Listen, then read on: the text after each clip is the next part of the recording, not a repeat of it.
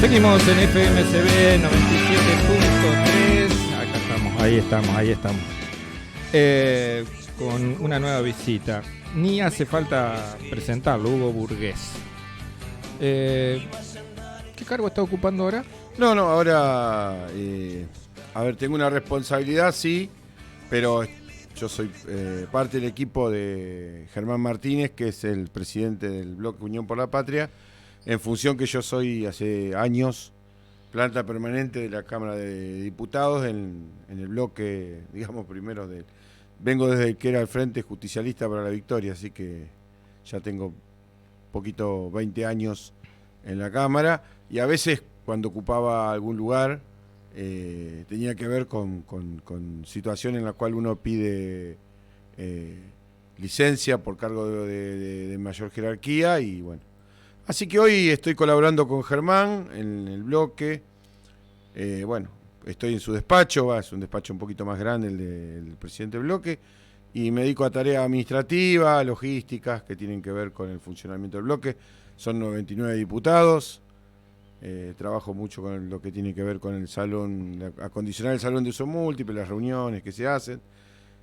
A partir de la asunción del presidente Milei y las distintas leyes que fue llevando adelante, el salón de uso múltiple, el espacio del bloque de Unión por la Patria, fue un lugar donde todos los sectores, aquellos que fueron agredidos, tenían un lugar donde reunirse. Por ejemplo, cuando se trató la ley base, digamos, muchos de los sectores que se sintieron agredidos por esa ley, ¿no? El colectivo de actores, el colectivo de aquellas personas que trabajaban en el empleo público y fueron despedidas, digamos, injustamente. También las primeras reuniones que hubo con las distintas cámaras empresarias, con sindicatos.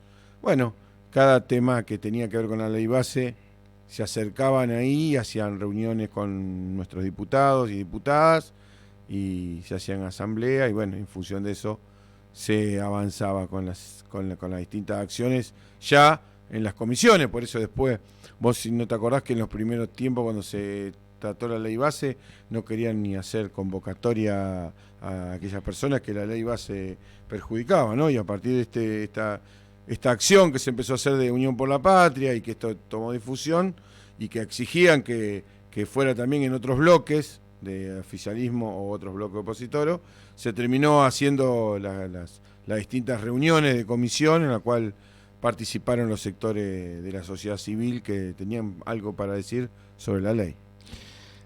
Hugo, la realidad de nuestro país, de la Argentina, muy distinta a lo que muy distinta a lo que veníamos viendo en estos 40 años de democracia, hace que yo lo considero una opinión muy personal, es que, bueno, hicieron explotar el país, lo rompieron muchas cosas, y va a costar mucho sanar en todos los niveles, más allá de lo económico, ¿no?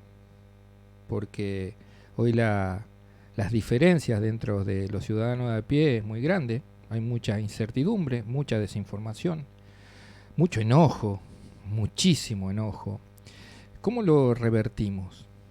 Bueno, a ver, nosotros venimos de un proceso, la verdad que... Más allá de las políticas partidarias, No, yo concretamente venimos de un proceso fallido, en lo cual vos decís, estos 40 años, ¿no?, de democracia, no nos había pasado nunca que un trabajador registrado estuviera bajo la línea de pobreza, ¿no? Tampoco esas situaciones se enfrentaron en un contexto hoy en que en la comunicación, buena o mala, como queramos decirle, llega a todo el mundo, y generalmente, digamos, de una forma tal que genera una comunicación que generalmente se basa sobre la desinformación, sobre el odio, y que responde a determinados intereses, ¿no? Y bueno, yo creo que esa situación hizo que la gente en algún punto entendiera que estos 40 años, con sus buenas y sus malas, con sus altibajos, generaba como la necesidad de que tuviera un sacudón, ¿no?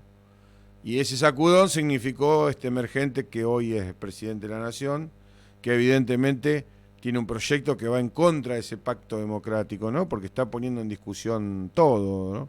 Independientemente que entendamos que algunas cosas ya están saldadas, pero lo está poniendo para nuevas generaciones que no estuvieron en la construcción de este acuerdo democrático, este pacto democrático. Y hoy estamos discutiendo el genocidio, estamos discutiendo la cuestión de los derechos humanos, estamos discutiendo la importancia o el lugar que ocupa el Estado, independientemente después cómo ejecute su política, que es lo que de última uno analiza, ¿no? Pero que sí, que el Estado en este convivencia, si se quiere de alguna manera, entre sectores, garantiza un lugar de encuentro y de equilibrio, ¿no? Bueno, todo eso evidentemente está roto y evidentemente yo creo que más que estas cuestiones ideológicas que hoy plantea La Libertad Avanza, a mí me preocupa más, no es no volver a entender la necesidad de que una Argentina se construye con la participación de todos y en un marco de colaboración y en un marco en el cual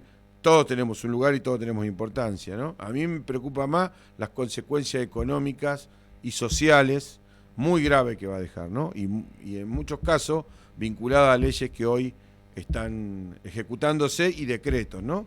Porque, por ejemplo, cualquier cuestión que tenga que ver con inversiones a través de lo que es el RIGI nos va a traer consecuencias por muchos años, digamos, ¿no? Y realmente costos económicos muy altos que no vamos a poder recuperar y no vamos a poder ejecutar porque van a estar dentro de lo que es un contexto de reglamentaciones y leyes internacionales que nos va a dejar con pérdida de nuestros recursos naturales.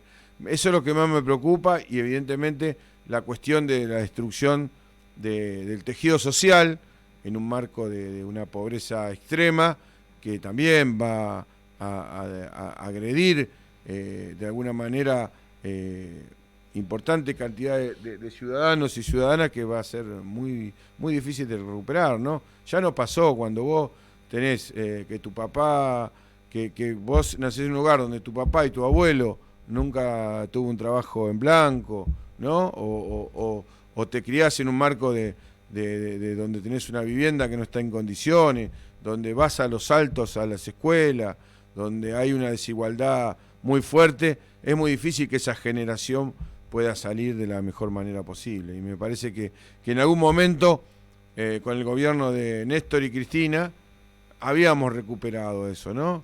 Habíamos recuperado, siempre yo le digo cuando hablo con compañeros y compañeras, que en el 2015 nosotros veíamos que muchos compañeros que la pasaban mal y que todavía tal vez estaban a una situación de bajar otra vez la pobreza de alguna medida económica, pero que mejoraban en su calidad de vida, que habían mejorado en su indumentaria, que habían podido tener acceso a la educación, que empezaban a poder, en muchos casos, no tener inconveniente en esto de poder conseguir una vestimenta digna para ir a la escuela. Digo, ya habían dejado de existir los roperitos comunitarios, los comedores eran muy marginales, ¿no? Y había como había una clara recuperación de los sectores populares, obviamente que esto también hacía los sectores del trabajo formal y los sectores medios. Bueno, a partir del 2015 todo eso fue en cuesta abajo, nosotros vinimos con una responsabilidad de poder empezar a resolverla a partir del gobierno del Frente de Todos, y es claro que estuvimos lejos de resolverlo, más allá de la pandemia, más allá de la guerra con Ucrania, pero fuimos más abajo todavía en la situación económico y social, y ahora me parece que lo que está haciendo Milei es directamente, de alguna manera, planificar la miseria con un montón de políticas económicas que hace y políticas sociales que no hace, digamos, ¿no? Y va a ser muy difícil de recuperar.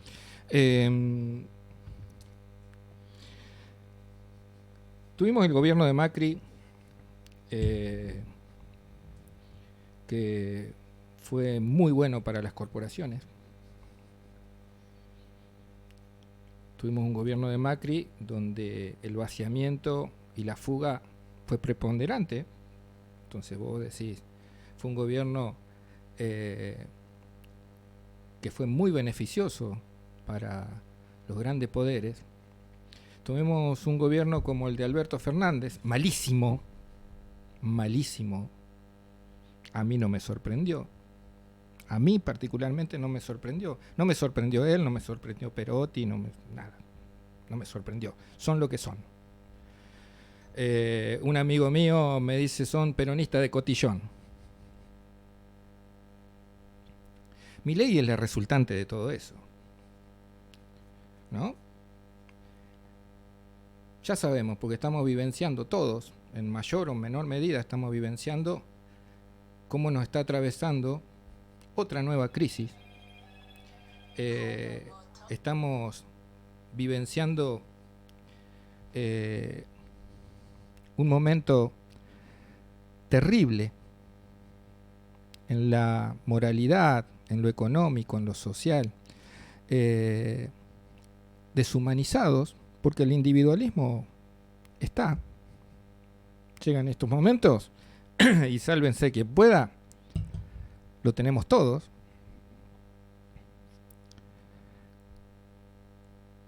Y se habla mucho de las consecuencias.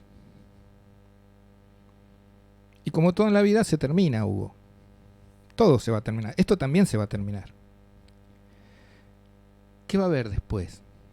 ¿Cómo cambia? ¿O va a ser lo mismo? ¿Cuál es tu opinión? ¿O más de lo mismo?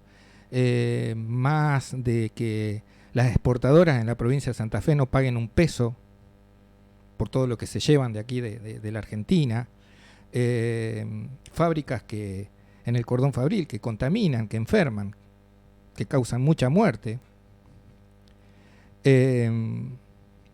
laboratorios que te hacen el combo de que te enferman y te curan. ¿Cómo cambiamos todo esto?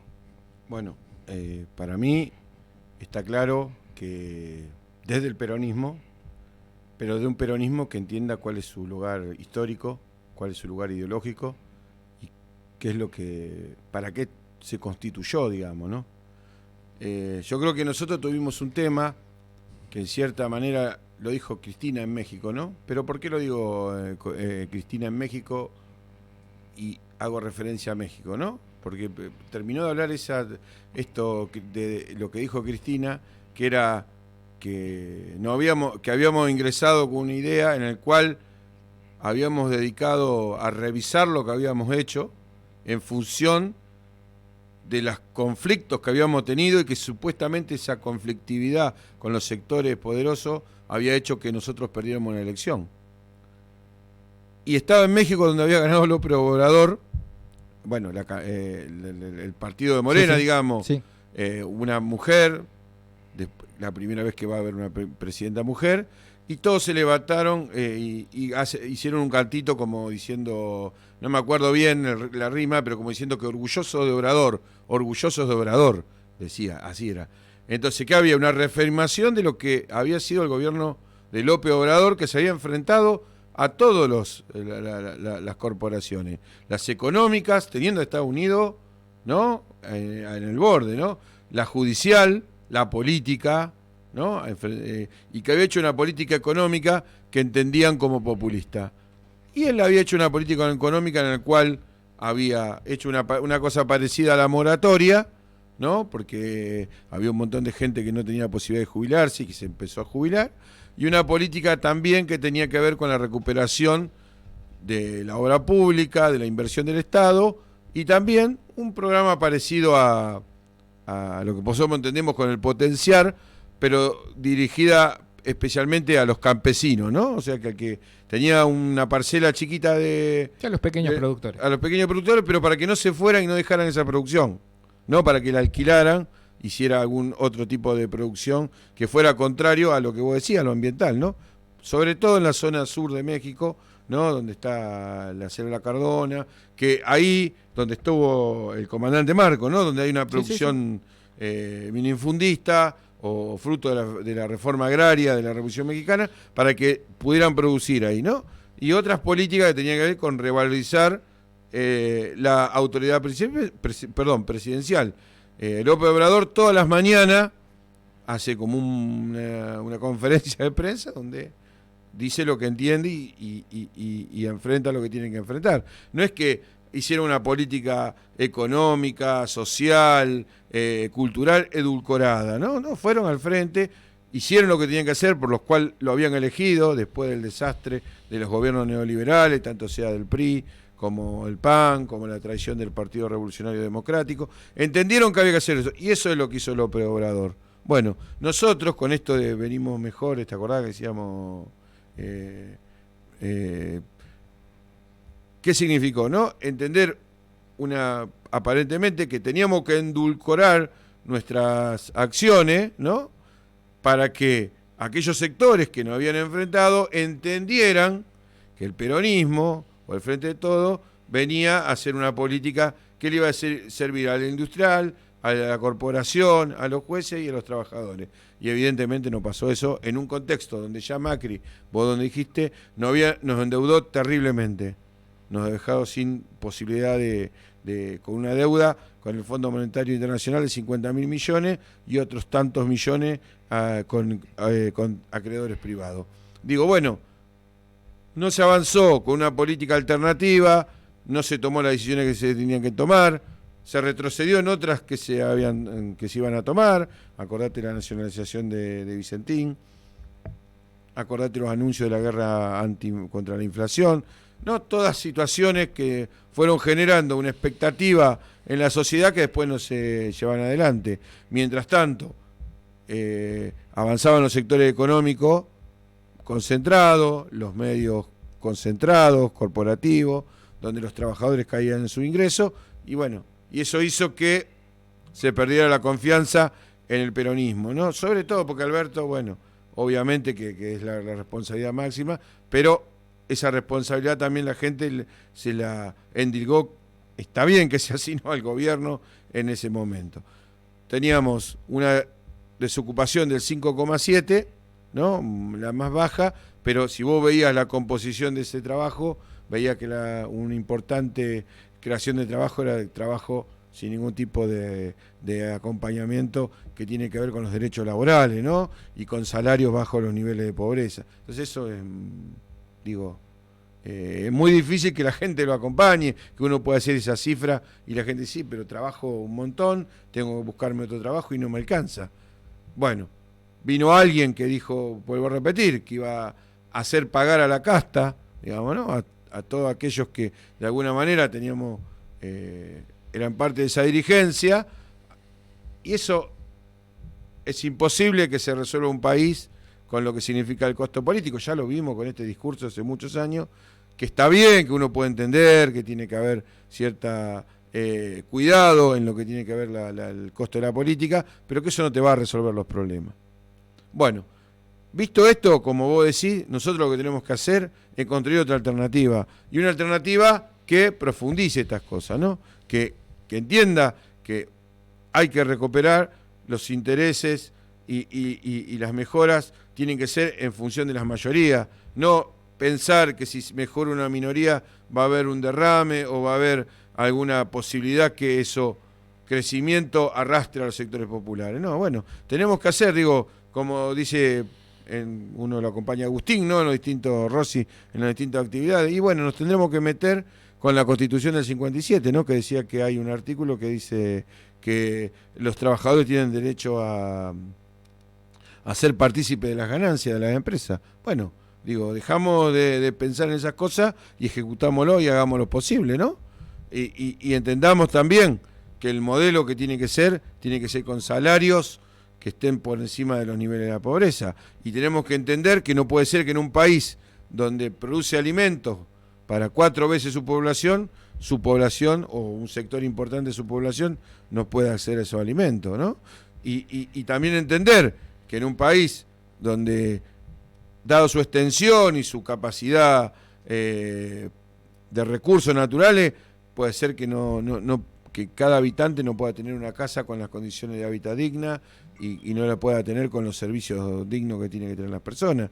Y no puede ser que en un país donde tiene todos estos recursos naturales que venimos hablando, ¿no? De gas y petróleo y electricidad, y que sea prohibitivo prácticamente poder pagar una factura de servicio público, digamos, ¿no? Bueno, creo que eso es lo que tenemos que hacer y eso es lo que hay que plantear en un programa claro, ¿no? claro y cumplible para que la gente entienda que, obviamente, está mal decir la gente entienda, para que la gente de alguna manera vuelva a confiar en un modelo distinto al del libertario que vos decís, ¿no? Que evidentemente entiende que si le hicieron creer que con el mérito de una sola tuyo propio y con tu propio esfuerzo iba a resolver todos los problemas, ¿no? Bueno, y no es así, digamos.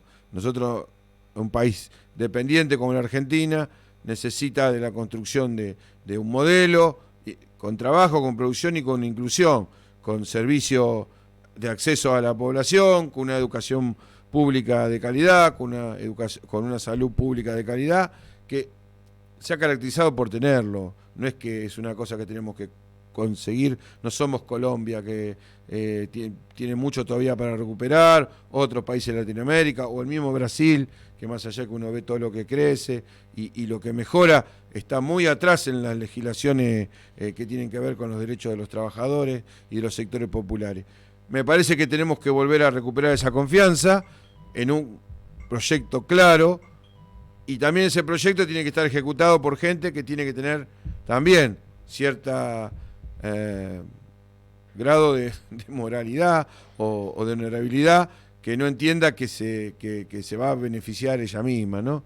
Digo, también nosotros tenemos que entender que más allá de los ataques que podemos recibir de los sectores concentrados, de los medios de comunicación que están al servicio de las corporaciones o que son parte de esas corporaciones, bueno, tenemos que tener también una respuesta de lo moral que diga, bueno, no, si me denuncian de algo, yo puedo decir, no, mirá, yo vivo en el mismo lugar, tengo el mismo auto, tengo los mismos familia, los mismos recursos que antes. No es que fui mejorando, digamos, de una manera medio difícil de explicar.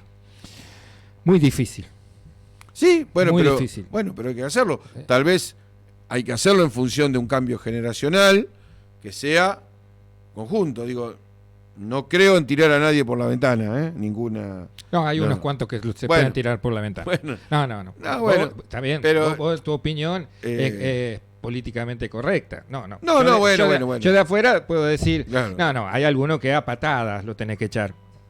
A patadas lo tenés que echar. Bueno, y en lo chiquito, vos sabés que nos conocemos todos. No, yo lo que digo no atarlo a una cuestión generacional. Bueno, pero vos cuando te aparece acá, a ver, la mayoría de las personas, aunque no lo puedan admitir desde las cúpulas políticas, partidarias, el ciudadano común, el ciudadano a pie, en esta batalla cultural que está perdida, solamente sus intereses pasan por el bolsillo.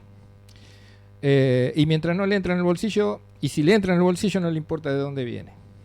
Así que esa construcción cultural está lejos de darse. Si vos tenés en cuenta, por ejemplo, que personas que pertenecen a distintos gremios han votado a Milei, personas que en lo profesional y en lo laboral han recibido beneficios inmensos de lo que llamamos populismo, han votado Milei. Hay algo que se rompió. Y hay algo que se rompió y algo que creo, en lo particular, se rompió porque hay un sector de la política partidaria que no entendió que hubo una transformación y que la sociedad está cambiada. Y que con otras herramientas generó el enemigo interno, porque hoy vos vas a las redes kirchneristas, los kirchneristas hicieron esto, los kirchneristas hicieron lo otro, entonces instalan, y pasó esto. Bueno, yo me pregunto, todos los días me pregunto, ¿cómo alguien, un delegado, invitaba a sus compañeros y operaba para que voten a la ultraderecha? Desde la docencia se invitaba a votar al fascismo. ¿Y son culpables? No. Hay algo de que no se habla y no se hace cargo uno. hay cosas, Hugo, que no nos estamos haciendo cargo. ¿Vos sabés que a mí me pasa? Yo que todos los días estoy acá boqueando y me cargo las tintas. Digo, yo mi trabajo lo hice re mal. Re mal. Porque si tengo hasta en mi entorno, tengo gente de mis afectos que ha votado mi ley, es porque algo hice mal. No, yo separaría las cosas, ¿no? Hay un contexto general cuando se fueron elecciones en cual la gente veía que más allá, si lo compara con hoy, los recursos que administraba y que podía tener para mejorar su calidad de vida, era claramente mucho mejor que ahora, digamos, ¿no? Porque había consumo. Hoy no hay consumo. Pero por otro lado veía que había una estructura. Pero la gente no lo vio. No, sí, no, lo que Hugo, yo creo no que lo vio. No, Vos me decís, los beneficios. Sí. Vamos a volver a la década ganada. Los beneficios. A la década ganada. Sí. ¿Hubo beneficios? Sí, hubo beneficios. Sí. Mucha gente logró hasta tener su techo. ¿Qué pasó? Que no se pudo acaparar.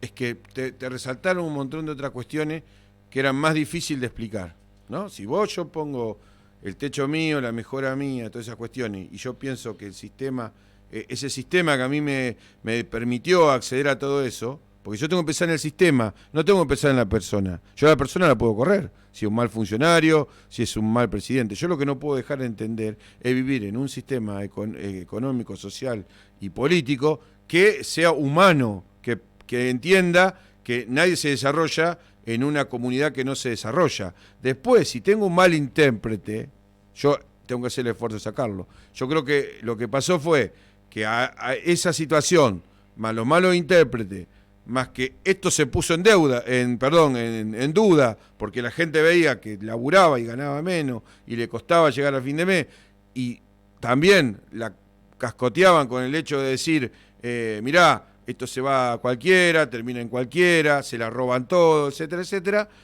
Ese malestar hizo que saliera con este personaje.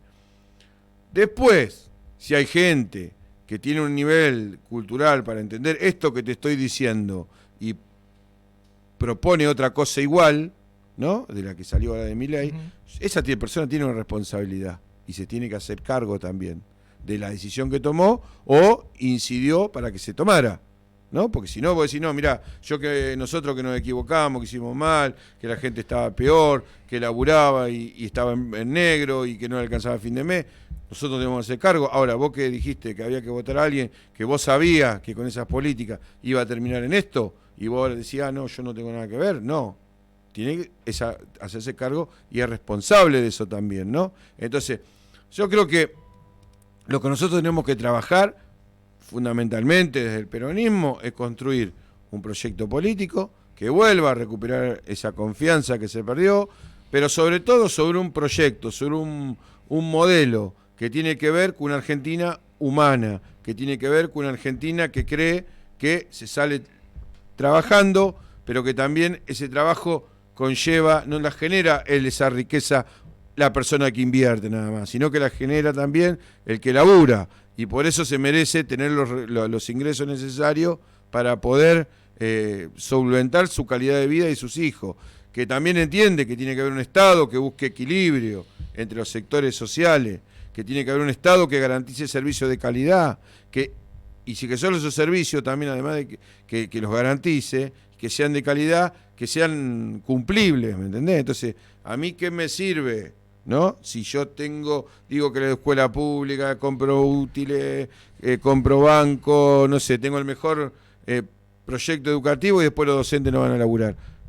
No por culpa de los docentes, sino porque le quiero pagar sueldo de miércoles. Entonces, también hay una responsabilidad de alguna manera más amplia y la que tenemos que resolver. Entonces, esa persona va a entender que la educación pública es un bien, porque en algún momento esa educación pública sacó un montón de gente muy capaz. Te saco a los políticos, si querés, científicos, ¿no? De cualquier área, ¿no? Que ha hecho muchísima innovación en lo tecnológico y en lo educativo. Así que me parece que no es que no se pueda hacer. Yo creo que hubo un montón de cuestiones en un mundo bastante complejo, en un mundo en guerra, en un mundo después de una pandemia. Vos acordate lo que fue la pandemia, digo, lo que significa en términos psicológicos, ¿no? Encerrarte en tu casa, temer al otro, el hecho de no poder, digamos, dejar de confraternizar. ¿Te acordás? Bueno, el argentino es muy de abrazarse, de besarse, se tuvo que dejar todo eso. Vivir muchas veces de la ayuda del Estado, y por otro lado te encontrás con algunas cosas que pasaron en esa misma pandemia, ¿no? Y que te generan la foto de Olivo, ¿no? Que te genera una ruptura, ¿no? Del vínculo terrible, porque vos a lo mejor pudiste tener un familiar que se murió por eso. Más allá que a lo mejor se cumplieron todo, ¿no? El familiar se enfermó, fue al hospital, lo atendieron, tuvo su cama, tenía los equipos suficientes, pero falleció. Y vos ves por otro lado, ¿no? Una foto donde están festejando, donde no están cumpliendo con las normas, y vos no te olvidás de todo lo que pasó, te quedás en la pérdida que tuviste, ¿no? Y en el esfuerzo que hiciste, que a lo mejor gastaste tus ahorros, como lo están gastando ahora, pero en otro contexto, o postergaste un montón de cuestiones.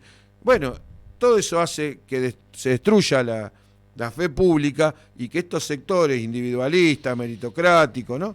Destructores, ¿no? Que no creen en la política, no creen en los países, no creen, solo creen en el poder de las corporaciones. Hoy hay corporaciones, tienen más poder que un montón de países, ¿no?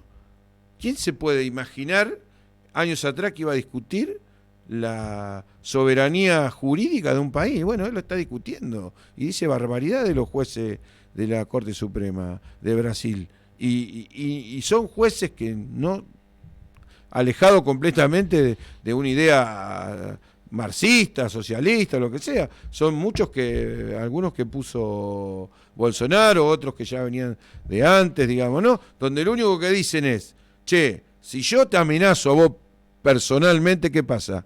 Y me denunciás, me meten preso. Ahora, si yo digo cualquier barbaridad en una red social, o transmito mala información, o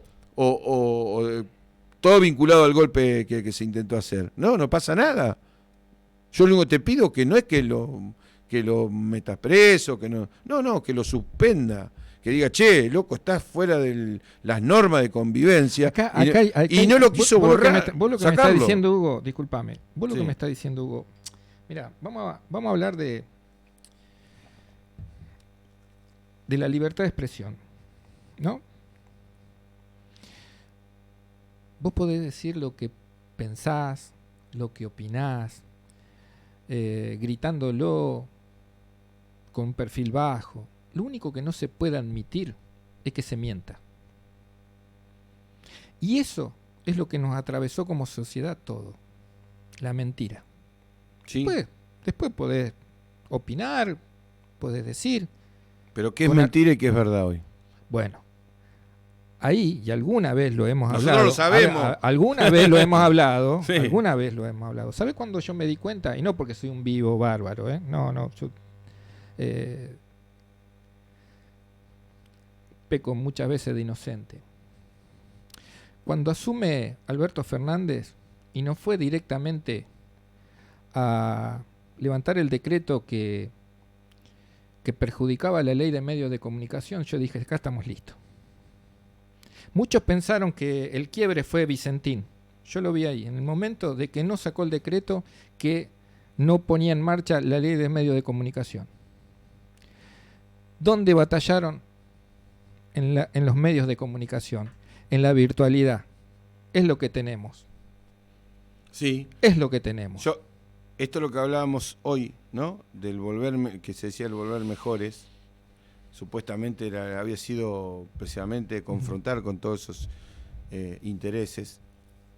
Pero yo creo que también ahí en algún punto también hubo como una idea que decir, che, mira, ese punto ya con el avance tecnológico quedó retrasado. Está bien, pero pero pará. Eso es muy inocente. No, eso no. En la ley de medios, claro, antes de la virtualidad, bueno, ya acá esto está aprobado, ahora vamos a hablar de la virtualidad. No, pero tampoco hicimos, digamos, a partir de las nuevas herramientas, algún tipo de política pública para que podamos contrarrestar eso y fortalecer un montón de medios que podían hacerlo también con esa misma herramienta, digamos. No te digo hacer troll ni nada por el estilo, pero sí, digo, pensar en el fortalecimiento de medios digitales. Digo, ¿qué pasó? Uno de los problemas que tuvo la gestión es que no fue buena en su funcionario y en su forma de llevar adelante un programa. Digo, muy difícil un gobierno, no tenía experiencia en la Argentina esto, un gobierno de coalición, porque fue un gobierno de coalición,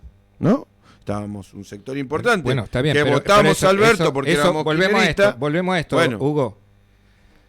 El gobierno de Alberto Fernández, como el de Néstor, el de Cristina, todos fueron coalición. Todos fueron. Distintas, ¿no? Distintas, no. Pero fueron coalición. Un montón. Esta fue un montón de movimientos, 100 y picos. A ver, yo te digo lo mismo. Está bien. Pero Brasil es un gobierno no importa, déjalo Brasil sí. Porque estamos hablando de cosas que la mayoría de la gente que nos puede llegar a escuchar no estaría entendiendo. Esto es así. No se supo comunicar cómo se conforma un gobierno, como por ejemplo el de Alberto Fernández, para no irnos tan lejos. Está claro. La gente no lo sabe. La gente, lo único... Claro. Eso es escucha. No funcionó. La gente, lo único que piensa que el gobierno de Alberto fue kirchnerista. Sí, claro. ¿Entendés? ¿Por qué? Porque llega un Milei con todos los monstruos atrás, diciendo que el problema en la Argentina, como antes lo fue el peronismo, ahora es el kirchnerismo. Si vos no lo explicás, no lo expresás como corresponde, haciendo docencia, esto no lo revertís nunca más, porque acá hay mucha gente desinformada. Por eso es la importancia de una ley de medios de comunicación, poniéndole el dulce ahora con la virtualidad. Ahora se despertaron que decir estupideces en X o lo que era Twitter es conveniente. ¿Por qué? Porque vivimos en la inmediatez. Nadie se va a poner a leer un libro para escuchar o para leer la historia de nuestra Argentina. No, cualquier estúpido como yo puedo decir cualquier pavada y genera un debate ahí y gana el que es más canchero. Bueno, estamos ahí. Estamos ahí. Y eso fue una equivocación muy grave que nos costó, ¿sabe qué? Al pueblo argentino. Hambre, falta de laburo. Por no decir las cosas, por cuidar el proyecto. No lo digamos por el proyecto. Yo, Alberto Fernández, cuando se emite o se da a conocer la fotito de fiesta, desde adentro le tenían que haber pedido la renuncia. Porque si tanto nos importaba el proyecto y el pueblo, y no lo hicieron. Esa es otra equivocación. Es mi opinión. Sí, es mi opinión. Es un país y no estoy mintiendo. Es mi opinión. No, yo entiendo lo que vos decís. El tema es que nunca hubo un Nadie explicó por qué levantó el acelerador con Vicentín. Nadie nunca explicó. Porque entre otras cosas lo hizo mal. Porque no lo discutió. No, a ver, no había una idea de coalición, ¿no? Parecía que evidentemente con este eslogan con Cristina solo no se puede, sin Cristina tampoco, ¿no? Bueno, se construyó eso. Cristina aportó toda la generosidad que podía, ella podría haber dicho, bueno, no sé, es tu opinión, yo voy y veremos qué dice la sociedad. Bueno, entendió que más importante ver el desastre que había hecho Macri, y no te olvides que Macri sacó el 40% después. Sí, no es que quedó. Sí. Dijo, bueno, voy a hacer esto, me voy a sentar con la CGT. Las consultas que se hacen por mi ley, vos sabés los números, ¿no? Sí. Está siempre arriba, ¿no? Sí. Ella dijo, voy a conversar con la CGT, voy a conversar con los gobernadores, voy a conversar con un sector del peronismo que más suelto. Bueno, voy a ir a una...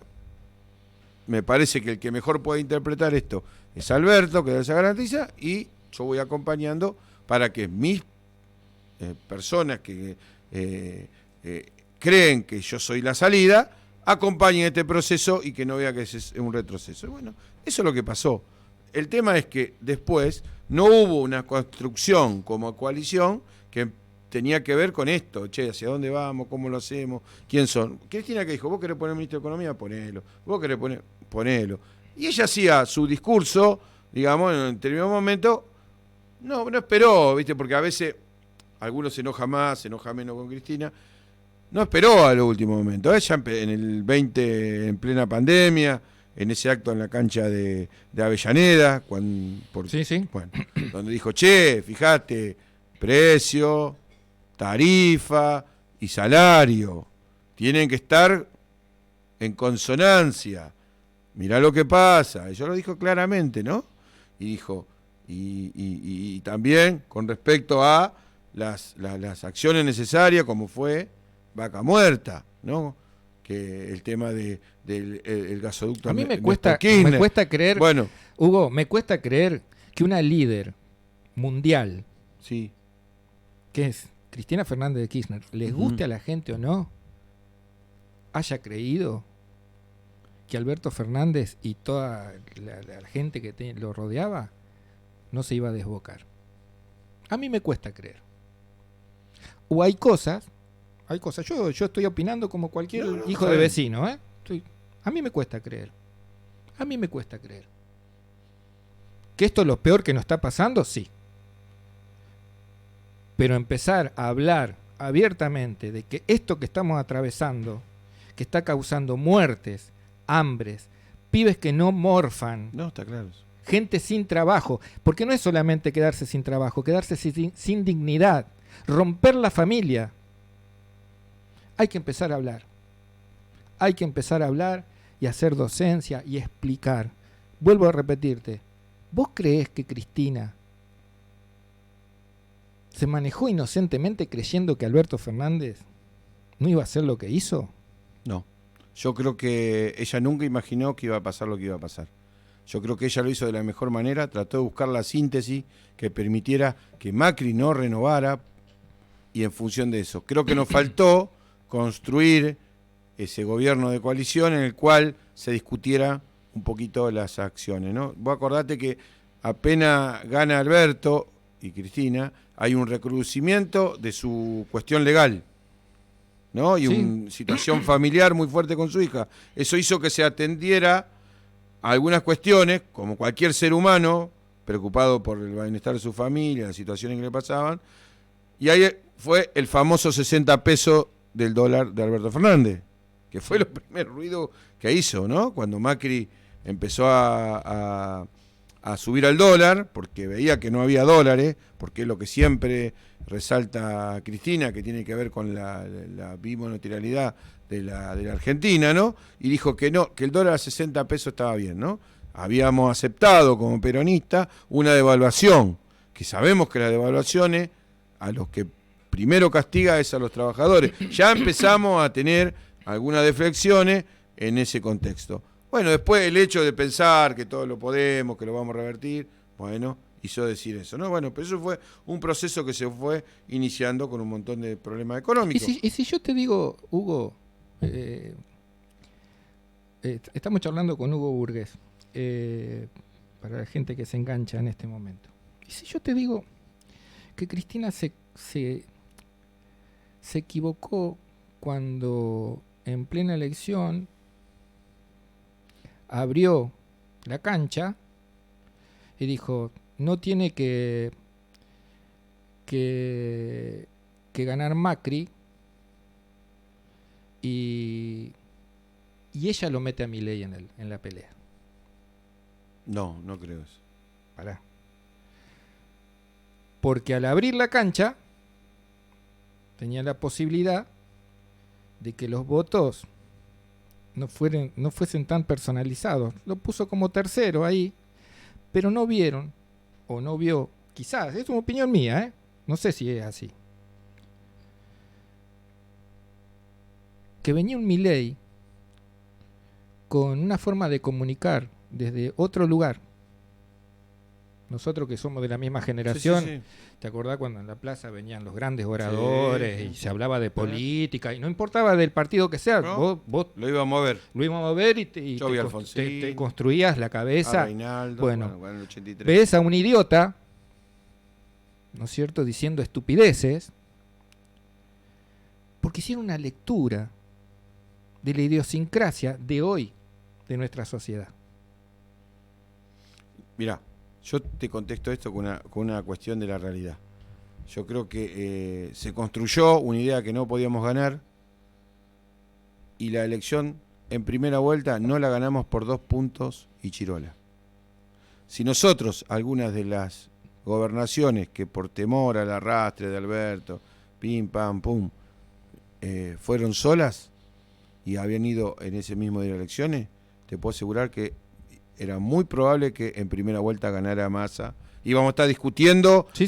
un voto más, un voto como... Sí. No, te iban a decir no. O Massa haciendo lo mismo ahora que hace Milei. Es contrafáctico. Sí. No lo sabemos. No lo sabemos. Yo confiaba en que iba a haber otra construcción, me parece que no íbamos Vos a sabés ir... que yo soy de lo que piensa que a veces tenés que jugar a perder, ¿viste? Para después ganar. No, porque trae estas Ahora consecuencias. perdimos. Bueno, sí, perdimos. Sí. Perdimos. Bueno, Y mucho perdimos. por eso, Hoy tenemos una inflación. en dólares. Sí, pero le tenés que explicar a la gente que es una inflación en dólares. No, vos lo que tiene que ver hoy. Hoy está estabilizado Sí, el dólar, sí, ¿no? Sí. Hoy- ¿Por qué? Explicarle por qué a la gente. Y obviamente porque está planchado el país. Claro, está No hay planchado de- el país. no Quiere solo decir- que hay demanda de dólares, quiere no hay decir- demanda, sino que mucha gente está sacando Está los bien. dólares que tenía ahorrado y lo está Está bien, gastando todo para eso pagar lo eso. sabemos, todo Sí. eso lo sabemos. En diciembre, para que la gente entienda, en diciembre, con $1, ¿cuántos litros de leche compraba? Sí, no recuerdo bien, pero... Dos. bueno, sí. Hoy, Con un el dólar a 1.400. con el dólar, sí, tomamos blue. Siempre tomamos Sí, blue sí, porque obvio. este gobierno habla del dólar blue, Sí, sí. no del oficial. No, está claro eso. Eso es lo que se está hablando de la inflación en dólares. Claro. Hoy, con $1, A 1.360. No sé si no está a 1.200 ya. 1.250, Sí, 1.260 cerró. sí. ¿Cuántos litros de leche? Lo único que gana, hoy lo veía en un trabajo maravilloso que hizo Ari Lijalak, Ujú. lo único que supera los números de diciembre hasta ahora es el azúcar. ¿Por qué? Es porque la gente casi no consume Claro. azúcar. Sí. Es así. Bueno, para hacerle explicar y hacer docencia, explicarle a la gente cuando hablamos, como vos estás hablando, acertadamente, de que hoy está todo casi llegando a una deflación, ya lo vivimos. Nosotros Sí, en nuestra obvio. edad Sí, vivimos sí. una deflación, ¿no? Sí. Bueno, hay que explicarle a los jóvenes de Ujú. menores de 40 años lo que es una deflación. Es como estar en coma 4 Sí. y el oxígeno lo tenés en Rosario. Sí. Así. Esto es terrible, pero hay que hacer docencia porque la gente en el común no es que es tonta, está desinformada y no está. Y en plena crisis, lo único que vos querés es llevar platito de comida a tu casa. No, ni hablar de eso. Antes de ayer hablaba con un muchacho que se gana la vida juntando cartones. Casi nos pusimos a llorar los dos juntos. Es que no solo busca cartones, sino también busca Sí. lo que la Pero gente pero tira y en puede lo consumir. comercial, de 200 pesos que le pagaban el Ujú. kilo de Sí. cartón, hoy le pagan 80. Ujú. Sí, es así. ¿Por qué? Porque necesitan menos cartón. Y porque Y- la torta, Sí. hay mucha gente cartoneando y la torta es chiquita. Entonces se aprovechan. Porque también hay una desconsideración sobre todo eso. No, en general, perdón, en general sí. A ver, lo que decíamos recién, ¿no? Lo único, digo, la composición hoy de los ingresos a las personas no solo tiene que ver con el aumento del alimento, sino también, y que hoy algunos te que dicen, sí, fíjate que están bajando los alimentos, no es que están bajando, sí, la inflación es menor, pero esos son los precios libres de alguna manera, ¿no?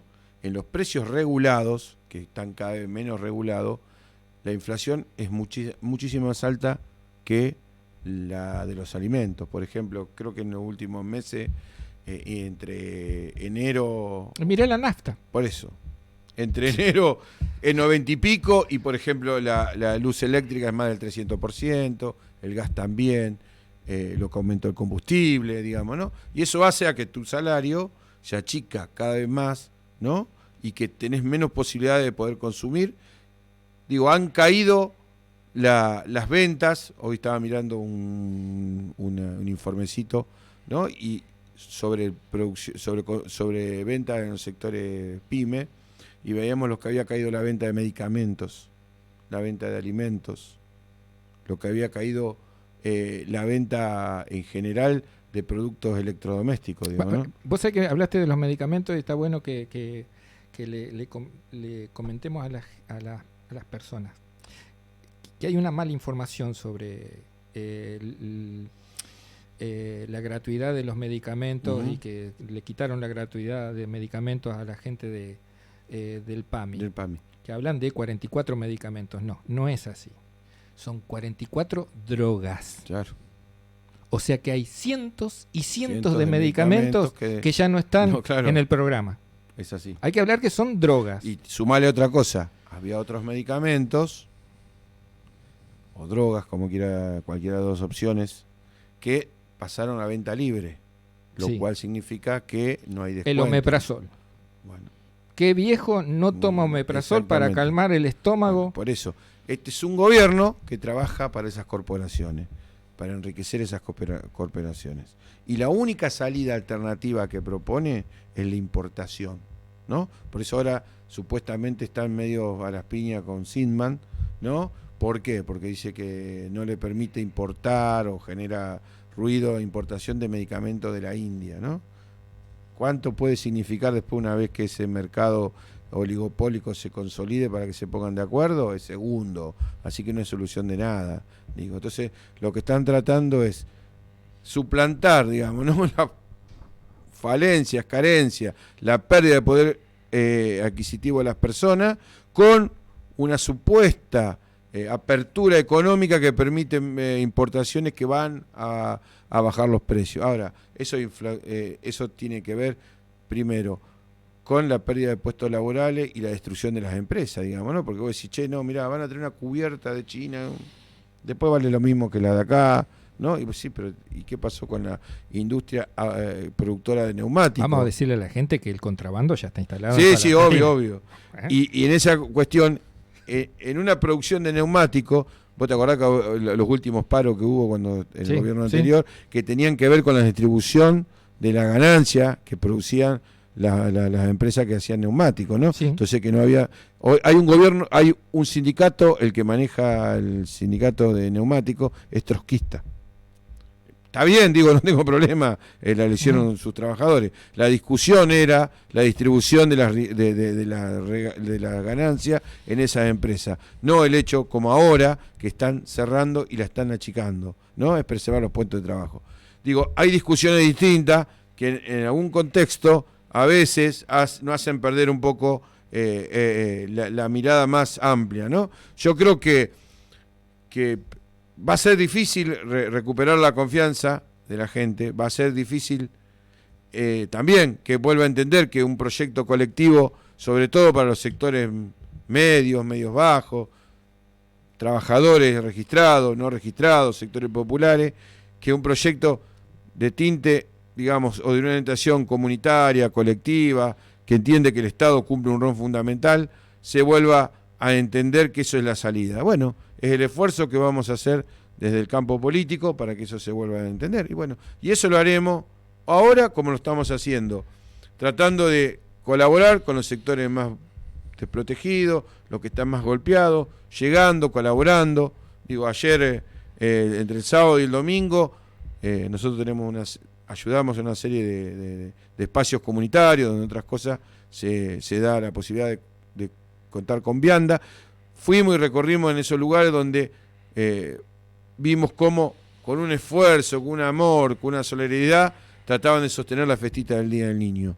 Y yo creo que ese sector popular, ¿no? Ese sector resiliente, ¿no? de los sectores populares va a ser una columna de esa construcción. Otra de los trabajadores que están empezando a ver, digamos, ¿no? Estas cuestiones. Obviamente otra la de la construcción de un proyecto político que genere confianza. Otro también que tienen que ver que quién lo va a llevar adelante, ¿no? Que tenga los pergaminos, que tenga la confianza pública, que genere esa necesidad de entender que por este lado se va.